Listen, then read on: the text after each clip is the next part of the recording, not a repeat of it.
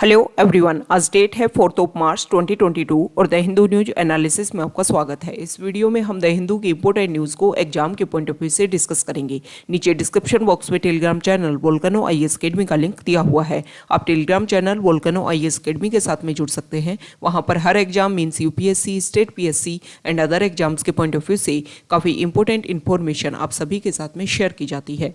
तो चलो स्टार्ट करते हैं। वीडियो को स्टार्ट करेंगे एक ज्योग्राफिकल मैप क्वेश्चन के साथ में। और आज आपका क्वेश्चन ये है कि चेनाब रिवर को आपको मैप में व्यू करना है, फिर इससे रिलेटेड हर इंपॉर्टेंट फैक्ट्स को एंड इन्फॉर्मेशन को कमेंट बॉक्स में टाइप करना है।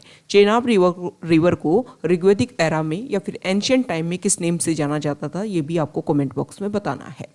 कल हमने आपसे क्वेश्चन पूछा था झेलम रिवर को लेकर के। तो झेलम रिवर को मैप में अगर हम व्यू करें तो जम्मू एंड कश्मीर के वेरीनाग से इसका ओरिजिन होता है और इंडस रिवर सिस्टम की जो इंपॉर्टेंट ट्रिब्यूटरीज हैं उनके एक इंपॉर्टेंट पार्ट के रूप में अपना रोल प्ले करती है झेलम रिवर। झेलम रिवर को एंशिएंट टाइम में वितस्ता के नाम से जाना जाता था। द हिंदू के फ्रंट पेज पर जो इंपॉर्टेंट न्यूज़ है, रशिया यूक्रेन वॉर की सिचुएशन में जो क्वेड ग्रुप है उसने अपनी वर्चुअल मीटिंग स्टार्ट करती है। आप सभी को पता है क्वेड ग्रुप में 4 कंट्रीज आते हैं इंपॉर्टेंटली, ऑस्ट्रेलिया, जापान, यूएस और इंडिया। अब यहाँ पर जो डिस्कशन है वो मेजरली ये फोकस हो रहा है कि प्रेजेंट टाइम की जो सिचुएशन है, जो कंडीशन है, उसके अकॉर्डिंग अगर हम देखें तो इंडो पैसिफिक जो रीजन है वहाँ पर हम किस तरीके से ह्यूमैनिटेरियन असिस्टेंस प्रोवाइड करेंगे और जो यूक्रेन जो क्राइसिस हो रहा है उसका इस रीजन के ऊपर क्या इफेक्ट देखने को मिल सकता है। ये जो मीटिंग है उस टाइम हुई जब United nation security council, United nation general assembly में एक रिजोल्यूशन पास करवाने की कोशिश की जा रही है कि रशिया को काउंटर करने की, रशिया को के ऊपर रिस्ट्रिक्शंस लगाने की कोशिश की जाए और कंप्लीट वर्ल्ड जो है वो रशिया के खिलाफ होकर के एक साथ वोट करे। लेकिन इंडिया ने यहाँ पर जो भी रेजोल्यूशन पास हुए दोनों जगह वहाँ पर एब्सटेन किया है। हालांकि यूएस, जापान, ऑस्ट्रेलिया जो है वो इस रेजोल्यूशन को पास करवाने की कोशिश कर रहे हैं, लेकिन इंडिया एब्सटेन करने की कोशिश की है इंडिया ने, क्योंकि इंडिया के लिए दोनों पॉइंट्स जो है जैसे कि यूएस वाला पार्ट जो है और इसके अलावा अगर हम रशिया वाला पार्ट देखें जो वो दोनों ही बैलेंस वाली नीति इंडिया ने अपनाई है, क्योंकि दोनों ही साइड इंडिया के लिए काफ़ी ज़्यादा इम्पोर्टेंट है। नेक्स्ट इम्पोर्टेंट आर्टिकल, हमें पता है कि यूक्रेन में हमारे इंडिया के बहुत सारे स्टूडेंट्स जो है वो फंसे हुए हैं। उनको निकालने के लिए हमारी गवर्नमेंट ऑपरेशन गंगा हमारी गवर्नमेंट ने लॉन्च कर रखा है। और जो खार्किव वाला रीजन है जहाँ पर रेगुलर जो है वो बम्बार्डिंग देखने को मिलती है, तो वहाँ से हमारे इंडियन गवर्नमेंट कोशिश कर रही है कि जो स्टूडेंट्स हैं उनको बॉर्डर एरियाज़ तक लाने की कोशिश की जाए ताकि वहाँ से अदर कंट्रीज़ की हेल्प से उनका इवैक्यूएशन प्रोसीजर कंप्लीट किया जा सके। लेकिन हमारे प्राइम मिनिस्टर ने जब मिस्टर पुतिन के साथ में डिस्कशन किया और वो चाहते हैं कि जो रशियन आर्मी है वो इसमें हेल्प करे ताकि हमारे जो इंडियन स्टूडेंट्स हैं जो वहाँ पर स्पेसिफिक अगर हम देखें तो मेडिकल एजुकेशन के लिए वहाँ पर गए हुए हैं, तो उनको वहाँ से निकालने के लिए रशियन जो आर्मी है वो उसमें हेल्प करे।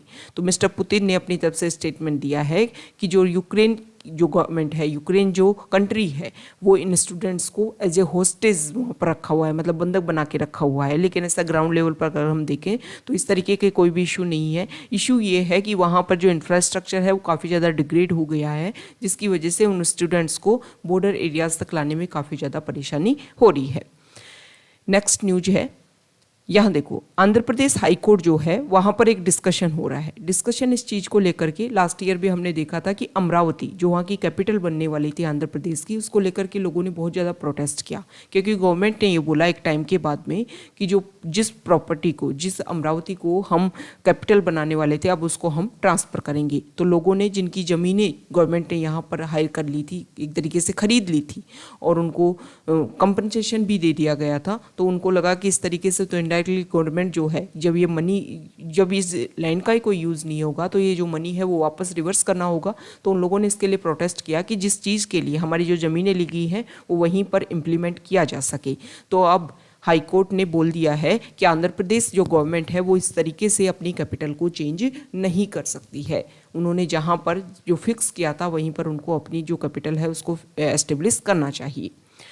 नेक्स्ट आर्टिकल है, यहाँ देखिए, देखो महाराष्ट्र जो गवर्नमेंट है, महाराष्ट्र में जो गवर्नमेंट है प्रेजेंट टाइम में, इसके अलावा जो वहाँ पर अपोजिशन पार्टीज़ है वो चाहती हैं कि वहाँ पर जो भी पोल हो, जो भी इलेक्शन हो, उसमें ओबीसी कैटेगरी को 27% सीट दी जाए। मतलब जो टोटल सीट्स हैं उसमें से कुछ सीट जो है वो ओबीसी के लिए रिजर्व रखी जाए। तो यहाँ पर जो सुप्रीम कोर्ट है उन्होंने रिफ्यूज़ कर दिया महाराष्ट्र गवर्नमेंट का जो बैकवर्ड क्लासेस कमीशन की जो रिकमेंडेशन थी 27% रिजर्वेशन की लोकल बॉडीज़ में ओबीसी के लिए, उसको रिफ्यूज़ कर दिया सुप्रीम कोर्ट के द्वारा। तो इसके बाद में जो स्टेट गवर्नमेंट है और जो अपोजिशन पार्टीज़ हैं उन्होंने ये बोला है कि जब तक इस तरीके का रेजोल्यूशन पास नहीं हो जाता तब तक यहाँ पर कोई भी लोकल बॉडीज़ इलेक्शन नहीं होंगे। नेक्स्ट इंपॉर्टेंट आर्टिकल है पेज नंबर 7 पर। यहाँ पर जो आर्टिकल है यहाँ देखिए, देखो महाराष्ट्र जो है वहाँ पर महाराष्ट्र में बजट सेशन स्टार्ट हुआ और आप सभी को पता है कि जब भी कोई जनरल इलेक्शन होता है और जनरल इलेक्शन के बाद में जब लेजिस्लेटिव असेंबली मिलती है या फिर हर साल का जो पहला सेशन होता है जब भी मिलती है, इसी तरीके से सेम पार्लियामेंट में होता है और वहाँ पर तो प्रेसिडेंट अपना स्पीच देते हैं और स्टेट में जो गवर्नर है वो अपना स्पीच देते हैं। तो महाराष्ट्र के जो गवर्नर है मिस्टर कोश्यारी, उन्होंने अपना स्पीच देना स्टार्ट कर दिया और 2-3 लाइन के बाद ही अचानक से उन्होंने अपना स्पीच बंद किया, क्योंकि महाराष्ट्र लेजिस्लेटिव असेंबली का जो बजट सेशन है वो स्टार्ट होने वाला था। अब वहाँ पर 2-3 लाइनें उन्होंने बोली, इसके बाद में वो अचानक वहाँ से चले जाते हैं और एक तरीके से एक प्रेस्टीज, एक सम्मान होता है, एक रिस्पेक्ट होती है कि जैसे ही गवर्नर का स्पीच खत्म होता है उसके बाद में हमारा जो राष्ट्रगान है उसको कंप्लीट करवाया जाता है। लेकिन यहाँ पर उनका स्पीच कंप्लीट हुआ नहीं। स्पीच कंप्लीट करने से पहले ही जो वहाँ के गवर्नर हैं वो छोड़ करके चले जाते हैं और उसके बाद में जो प्रोसीजर है वो कंप्लीट भी किया जाता है। तो इसको लेकर के जो वहाँ की गवर्नमेंट है उन्होंने बोला है कि जो भी हमारा एक तरीके से हमारे कॉन्स्टिट्यूशन में जिस बातों को हमने रखा है उनको वायलेट करने की कोशिश की गई है वहाँ के गवर्नर के द्वारा। तो इसको लेकर के हम प्रेसिडेंट से कोशिश करेंगे कि प्रेसिडेंट को इस चीज़ को लेकर के अवेयर करवाया जाएगा कि जो रिप्रेजेंटेशन है, जो जिस कॉन्स्टिट्यूशन पोस्ट के ऊपर उनको जो वो रिप्रेजेंट करते हैं जिस कॉन्स्टिट्यूशन पोस्ट को, उनकी जो रिस्पेक्ट है उसको डाइल्यूट करने की उनके द्वारा कोशिश की गई है। तो आप देख रहे हो कि प्रेजेंट टाइम में गवर्नर पोस्ट बहुत ज़्यादा न्यूज़ में है। इनडायरेक्टली अगर आप देखोगे तो बहुत ही ज़्यादा न्यूज़ में है। तो जो गवर्नर है उनसे रिलेटेड हर बेसिक फैक्ट्स आपको पता होना चाहिए। ओके, देखो अब कौन से स्टेट के कौन गवर्नर है ये जनरल अवेयरनेस की बात है, ये ज़्यादा नहीं पूछा जाता है। आपको ये पता होना चाहिए कि कौन सा जो आर्टिकल है वो किससे रिलेटेड है, आर्टिकल 200 किससे रिलेटेड है, आर्टिकल 163 किससे रिलेटेड है, आर्टिकल 165 किससे रिलेटेड है। ये सारे आर्टिकल्स आपको कंप्लीट याद होने चाहिए। ओके, नेक्स्ट इंपॉर्टेंट आर्टिकल है एडिटोरियल पेज पर। यहाँ देखिए, यहाँ जो फर्स्ट आर्टिकल है वहाँ देखिए कि यूनाइटेड नेशन जनरल असेंबली में जो रेजोल्यूशन पास करवाने की कोशिश की जा रही है और इसमें इंडिया का क्या स्टैंड है उसको लेकर के डिस्कशन यहाँ पर किया गया है। देखो जो कंप्लीट ग्लोबल लेवल पर अगर हम देखें तो 193 में से 141 जो कंट्रीज़ हैं उन्होंने मेजोरिटी के साथ में ये बात रखी है कि रशिया के खिलाफ में कुछ रिस्ट्रिक्शंस लगाई जाएं कि रशिया के जो ट्रूप्स हैं उनका इमीडिएट विड्रॉन हो सके। कहाँ से? यूक्रेन से, और यूक्रेन में जो पीस है उसको एस्टेब्लिश किया जा सके। अब ये टाइम था कि कंप्लीट वर्ल्ड को एक साथ यूनाइट होने का, ताकि इस तरीके के जो इश्यूज हैं वो अदर कंट्रीज़ को भी देखने को ना मिले। लेकिन यूनाइटेड नेशन जनरल असेंबली में भी इंडिया ने एब्सटेन किया है। चाइना के साथ में पाकिस्तान, बांग्लादेश, ये सारे जो कंट्रीज़ हैं, श्रीलंका, इन्होंने भी एब्सटेन किया है। मतलब एक तरीके से अगर हम देखें तो साउथ एशिया जो है उसमें इंक्लूडेड कर लो आप चाइना को, उन्होंने सबने एब्सटेन करने की कोशिश की है कि हम एक मीडिएशन की पॉलिसी अपनाते हैं, हम ना तो हाँ करेंगे और ना ही ना करेंगे। अभी प्रेजेंट टाइम में अगर हम देखें तो इंडिया ने बहुत सारे पॉइंट्स के ऊपर अपने एब्सटेन जो वोटिंग राइट्स है उसका यूज़ किया है। जैसे कि उनकी अगर हम बात करें तो उन्होंने अभी जो सिक्योरिटी काउंसिल में जो डिस्कशन हुआ वहाँ पर भी यूनाइटेड नेशन सिक्योरिटी काउंसिल में जो डिस्कशन हुआ था वहाँ पर भी एब्सटेन किया था। यहाँ पर ये बताया गया है कि Belarus, Eritrea, north Korea, Syria, उन्होंने इस मोशन के अगेंस्ट में वोट किया है। और 35 कंट्रीज़ ऐसे हैं जिसमें इंडिया भी शामिल है। बेलारूस, इरिट्रिया, नॉर्थ कोरिया और सीरिया जो हैं, और 35 कंट्रीज जिसमें इंडिया भी शामिल है जिन्होंने इस रेजोल्यूशन को एब्सटेन किया है। अब देखो यहाँ पर ये जो रेजोल्यूशन पास करवाने की कोशिश की गई, इसमें ना सिर्फ रशिया को एक तरीके से रिस्ट्रिक्शंस करने के लिए बात की जा रही थी, बल्कि जो उन्होंने रिकॉग्निशन दी है डोनबास रीजन के पास में डोनेट्स्क और लुहांस्क जो स्टेट्स हैं उसको ऊपर भी एक तरीके से उनकी रिकॉग्निशन को रिमूव किया जा सके। अब यहाँ पर ये बोला गया है कि देखो रेजोल्यूशन पास करवाने का एक मेन मोटिव ये था कि जो भी अटैक उन्होंने किया है, जो भी इशू क्रिएट किया है रशिया ने, उसको लेकर के पूरा वर्ल्ड जो है वो अपने आइज़ को क्लोज नहीं कर सकता। ऐसा नहीं है कि सब कुछ भूल जाए और चलो जो हो रहा है यूक्रेन अपनी तरफ से कोशिश करेगा, क्योंकि यूक्रेन जब इंडिपेंडेंसी के मोड पे था तब उस टाइम में अगर हम बात करें तो यूएस, यूके और जो यूरोपियन कंट्रीज़ हैं, इसके अलावा रशिया, इन्होंने अश्योर करने की कोशिश की थी यूक्रेन को कि आप जो है वो न्यूक्लियर वेपन्स मत बनाओ, एनपीटी जो ट्रीटी है उसके मेंबर बनो और आप जो है न्यूक्लियर वेपन्स मत बनाओ, जब भी आपको ज़रूरत होगी हम आपको सपोर्ट करेंगे। और आज वो ही जो रशिया है वो उनको थ्रेट कर रहा है, क्या थ्रेट कर रहा है कि न्यूक्लियर वेपन अटैक भी हो सकता है। तो ये सारी चीज़ें, इनको रिस्ट्रिक्शंस, इनको काउंटर, इनको रोकने के लिए ये रेजोल्यूशन पास करवाने की कोशिश की गई। इंडिया ने अब्सटेन किया, इसको लेकर के ज़्यादा सरप्राइजिंग मोड नहीं है, क्योंकि इंडिया के लिए जो दोनों साइड जो है वो काफ़ी ज़्यादा इंपॉर्टेंट है। और इंडिया जो चाहता है, क्योंकि इंडिया ने जब क्वेश्चन किया गया सबसे, जब उनका जो भी वोट था, जो भी उनका एक फाउंडेशन था, जब से क्वेश्चन किया गया कि आप इस तरीके से क्यों सोच रहे हैं, तो इंडिया ने बोला कि हम तो चाहते ही नहीं कि वॉर जैसी सिचुएशन हो, हम तो चाहते हैं कि डायलॉग हो, एग्रीमेंट हो, डिस्कशन हो और एक ट्रांसपेरेंट और ऑनेस्ट वे में डिस्कशन हो, ताकि जो भी इशू है उसको सॉल्व किया जा सके। ओके, नेक्स्ट आर्टिकल है, अभी एक लैंसेट रिपोर्ट पब्लिश हुई और इसमें ये बताया गया कि इंडिया में कोविड के टाइम में अगर हम देखें तो 19 लाख चिल्ड्रन जो है वो कोविड की वजह से इफेक्ट हुए। और यहाँ पर देखिए जो लैंसेट रिपोर्ट है उसने बोला है कि 19 लाख चिल्ड्रन जो है ऑर्फन हुए हैं कोविड 19 की वजह से। अब इसने इंडिया की जो हैकल्स है, जो प्रॉब्लम्स है, उसको इंक्रीज़ कर दिया है, क्योंकि इंडिया में जो हमने एस्टिमेशन किया है उसमें और ये जो लैंसेट रिपोर्ट के जो डिजिट है उसमें काफ़ी ज़्यादा अंतर है। ग्लोबली लेवल पर उन्होंने एस्टिमेशन किया है कि 52 लाख चिल्ड्रन जो है वो ऑर्फेंड हुए हैं इस पेंडेमिक में। और ये जो स्टडी है इसका ओरिजिनल पीरियड अपना वो शो करता है 1 मार्च 2020 से 30 अप्रैल 2021 के बीच में। रिवाइज किया गया है, अपडेटेड जो डाटाज जो हैं वो इनमें टाइम टू टाइम इंक्लूड किए जाए हैं। इसके अलावा मोर्टेलिटी, फर्टिलिटी डाटा जो है उन सभी का यूज़ करके कोविड 19 से रिलेटेड जो भी एसोसिएटेड ऑर्फेंड हैं उन सभी को लेकर के, मतलब ये लास्ट के जो डाटा हैं उनको भी यहाँ पर इंक्लूड करने की बाद में कोशिश की गई है। अब यहाँ पर देखो, कल भी हमने डिस्कस किया था कि जो हमारी गवर्नमेंट है उनकी तरफ से स्टेटमेंट है कि वैसे देखो गवर्नमेंट कोशिश कर रही है कि उन सारे चिल्ड्रन को, हमारी जो गवर्नमेंट है उन्होंने कोशिश की है कि अपने अपनी तरीके से, जैसे कि स्टेट लेवल पर अगर हम देखें तो सेंट्रल लेवल पर अगर हम देखें, और जुडिशरी का भी इसमें इंटरवेंशन रहा। जुडिशरी में अपनी अपनी तरफ से कोशिश की थी गवर्नमेंट इनके लिए, उनकी बेहतरी के लिए, उनके फाउंडेशनल इम्प्रूवमेंट के लिए वर्क करे। यहाँ पर जो गवर्नमेंट जो है उन्होंने कोशिश की है कि इन स्टूडेंट्स को, जो इस चिल्ड्रन है, उनकी बेसिक फाउंडेशन वर्क, उनकी एक लाइफ को सस्टेन बनाए रखने के लिए उनको कुछ मनी दिया जाएगा। उनकी 18 एज कंप्लीट होगी तब उनको मनी कुछ ट्रांसफ़र किया जाएगा। इसके अलावा मंथली बेसिस पर भी कुछ अमाउंट उनको रेगुलर दिया जाएगा, ताकि उनकी जो प्रॉब्लम्स हैं उसमें हम कुछ सपोर्ट कर सकें, कुछ प्रॉब्लम को सॉल्व कर सकें।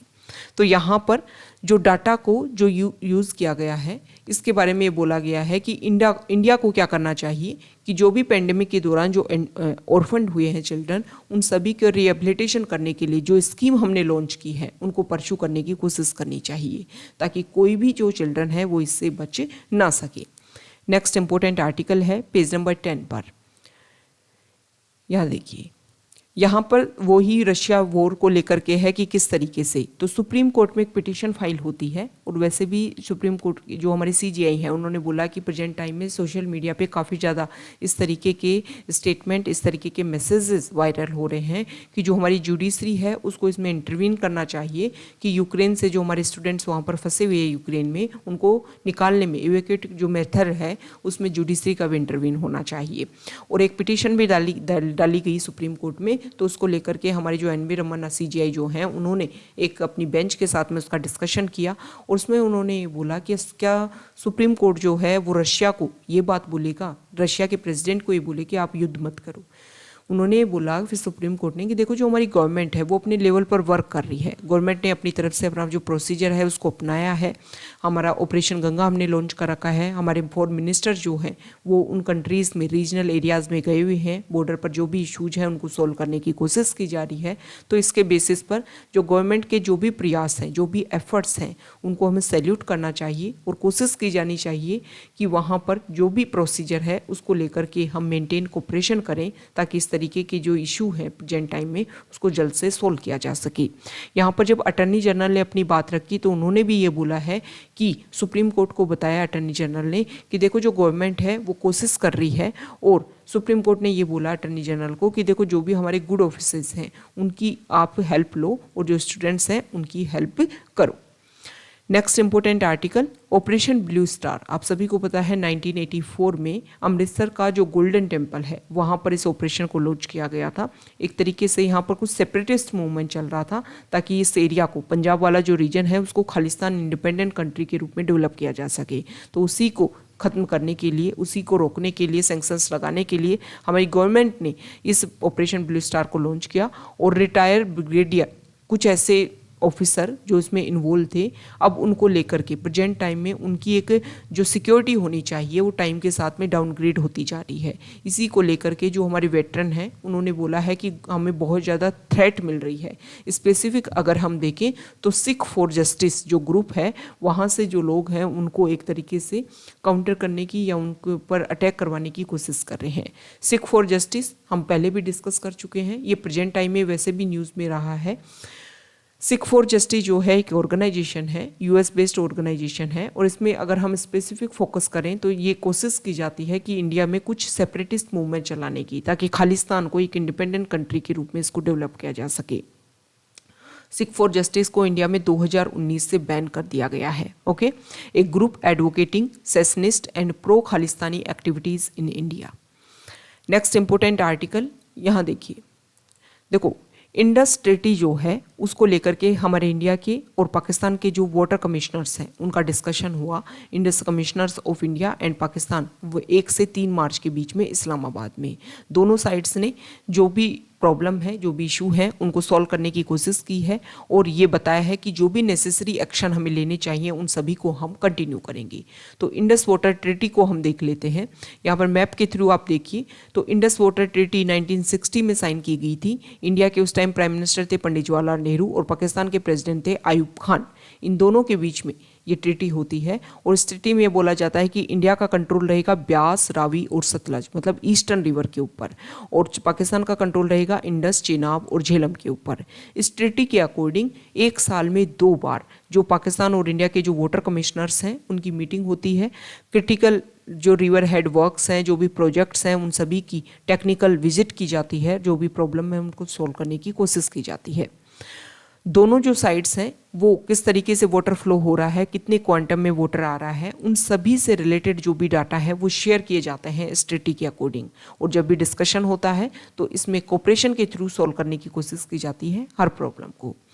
यहाँ पर जो आर्टिकल है NHRC national human rights commission ने यहाँ पर गवर्नमेंट ऑफ दिल्ली जो है, इसके अलावा दिल्ली डेवलपमेंट अथॉरिटी, दोनों को नोटिस जारी किए हैं। कल हमने डिस्कस किया कि द हिंदू में न्यूज़ आई थी कि दिल्ली में जो भी वहाँ पर स्मॉल वाटर बॉडीज़ थी, जैसे कोई लेक्स थे एंशिएंट टाइम में, वो टाइम के साथ में डिग्रेड हो गए हैं। बहुत सारी वाटर बॉडीज़ तो ऐसी हैं जो अभी ऐसा ही नहीं पता है कि यहाँ पर कभी वो एग्जिस्ट भी करती थी। तो इसको लेकर के NHRC ने दिल्ली गवर्नमेंट को नोटिस जारी किया है कि दिल्ली सरकार को कोशिश की जानी चाहिए कि जो भी वाटर बॉडीज़ हैं इनको रिजुवनेट किया जा सके, इनको रिस्टोर किया जा सके। क्योंकि NHRC ने ये बोला कि जो हमारा वाटर साइकिल है उसमें जो हाइड्रोलॉजिकल जो साइकिल है उसमें एक इम्पोर्टेंट रोल प्ले करती हैं वाटर बॉडीज़ और वेटलैंड्स, और अगर इनका वायलेशन किया जाता है, ये खत्म हो रही है टाइम के साथ में, तो एक तरीके से इनडायरेक्टली हम ह्यूमन राइट्स को वायलेट कर रहे हैं। और जो भी ये अथॉरिटीज़ हैं वो हमारे एनवायरनमेंट के जो इम्पोर्टेंट कंपोनेंट्स हैं उनको एक तरीके से डिग्रेड और उनको एक तरीके से सेपरेट करने की कोशिश कर रही है, जो इंडियन ग्रोथ में, जो एक तरीके से जो ह्यूमन ग्रोथ है उनके डेवलपमेंट में काफ़ी इंपॉर्टेंट रोल प्ले करते हैं। तो इनको दोबारा से रिस्टोर करने के लिए गवर्नमेंट को कोशिश की जानी चाहिए। नेक्स्ट इंपॉर्टेंट आर्टिकल है पेज नंबर 12 पर। यहाँ देखिए, यहाँ जो फर्स्ट आर्टिकल है वो देखिए,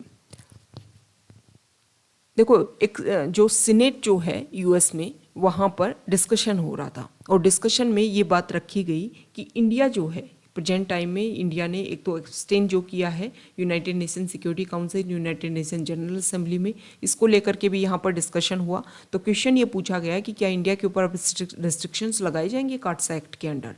तो यहाँ पर आप सभी को पता है कार्डसा एक्ट इसलिए बनाया था यूएस ने कि वो कंट्रीज़ के साथ में जो एक तरीके से राइवलरी है किसके खिलाफ में, यूएस के खिलाफ में, तो उनके साथ में कोई भी कंट्री अगर रिलेशन मेंटेन करता है तो उनके ऊपर रिस्ट्रिक्शंस लगाए जा सकते हैं। तो इसी के तहत अब इंडिया के ऊपर भी ये बोला जा रहा है कि रशिया ने अटैक किया, यूएस और अदर कंट्रीज उनको काउंटर करने की कोशिश कर रहे हैं, तो इंडिया S-400 जो डिफेंस सिस्टम है उसको अवेल करवाने की कोशिश कर रहा है। तो हो सकता है कि इंडिया को इस तरीके की जो रिस्ट्रिक्शंस है वो फेस करने पड़े। हालांकि यूएस की तरफ से स्टेटमेंट है कि अभी हम उनके ऊपर रिस्ट्रिक्शंस लगाएंगे या वेव करेंगे, इसको लेकर के कोई भी क्लियर डिस्कशन नहीं हुआ है।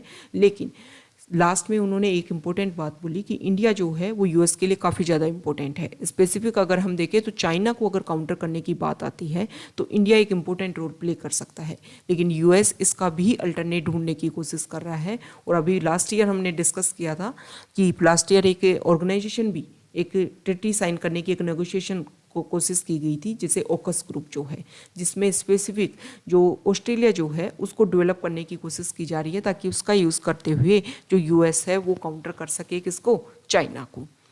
नेक्स्ट इंपॉर्टेंट आर्टिकल है, यहाँ देखिए फॉरेन पेज से, यहाँ पर जो आर्टिकल है उसमें बताया गया है कि देखो जो श्रीलंका कंट्री है वहाँ पर फ्यूल क्रंच देखने को मिल रहा है, पावर कट्स, मतलब फ्यूल के जो प्राइजेज हैं वो काफ़ी ज़्यादा, अवेलेबिलिटी लोगों के पास में बिल्कुल कम है, जिसकी वजह से वहाँ के जो लोग हैं वो उनको काफ़ी ज़्यादा प्रॉब्लम क्रिएट हो रही है। यहाँ पर जो आर्टिकल है नेक्स्ट, AIIB जो बैंक है उसमें बीजिंग बेस्ड AIIB जो बैंक है, एशियन इंफ्रास्ट्रक्चर इन्वेस्टमेंट बैंक, तो यहाँ पर जो भी बेलारूस और रशिया को लेकर के जो प्रोजेक्ट्स को यहाँ पर खर्च किया जा रहा था, जो मनी यहाँ से इन्वेस्टेड था, तो उन प्रोजेक्ट्स को होल्ड पर रखा गया है। ओके, अब देखो ये जो AIIB जो बैंक है इसमें मेजोरिटी में अगर हम शेयर होल्डिंग की बात करें तो चाइना के पास आता है, फिर इंडिया के पास आता है, और हमने तो ये देखा कि एब्सटेन भी किया है उन्होंने, फिर उनके ऊपर रिस्ट्रिक्शंस क्यों लगाया जा रहा है, तो इसका कारण ये है कि इसमें कुछ और भी कंट्रीज़ हैं AIIB जो बैंक है उसमें, और उन कंट्रीज़ ने मांग की है इनडायरेक्टली तरीके से कि रशिया को काउंटर करने के लिए ये सारे रिस्ट्रिक्शंस लगाने की हमें ज़रूरत है। तो एशियन इंफ्रास्ट्रक्चर इन्वेस्टमेंट बैंक एक मल्टीलेटरल डेवलपमेंट बैंक है, जिसका एक मिशन है, एक टारगेट है कि इन एशिया और उसके आसपास में हम सोशल और इकोनॉमिक जो आउटकम्स हैं उनको इम्प्रूव करने के लिए अपना मिशन चला सके। 57 इसके फाउंडिंग मेंबर्स हैं और इसका हेडक्वार्टर बीजिंग में है। जनवरी 2016 में इसने अपने ऑपरेशंस को कमेंस करना स्टार्ट कर दिया था। इसका एम यही है कि सस्टेनेबल जो इंफ्रास्ट्रक्चर है उसमें हम इन्वेस्ट करें, और ताकि आने वाले टाइम में जो प्रोडक्टिव सेक्टर्स हैं उनके ऊपर इन्वेस्ट करके जो रिजल्ट है वो काफ़ी बेहतरीन आ सके। इसके अलावा जो पीपल, सर्विसेज और मार्केट जो है उनको हम आपस में कनेक्ट करें, ताकि जो बहुत सारे लोग हैं उनको एक बेटर फ्यूचर देने की कोशिश की जा सके। नेक्स्ट यहाँ पर जो आर्टिकल है वो रशिया की तरफ से है कि रशिया जो है, रशिया मिस्टर पुतिन, उन्होंने अपनी तरफ से बोला कि जो भी आर्मी ऑपरेशन यहाँ पर कंडक्ट करवाए जा रहे हैं उनको एक प्लानिंग के थ्रू यहाँ पर इम्प्लीमेंट करने की कोशिश की जा रही है। ओके, तो ये आज का हमारा द हिंदू का डिस्कशन था। अगर आप यहाँ तक आए हैं, वीडियो आपको अच्छा लगा है तो प्लीज़ वीडियो को लाइक कीजिए, शेयर कीजिए और चैनल को सब्सक्राइब कीजिए। Okay, thank you.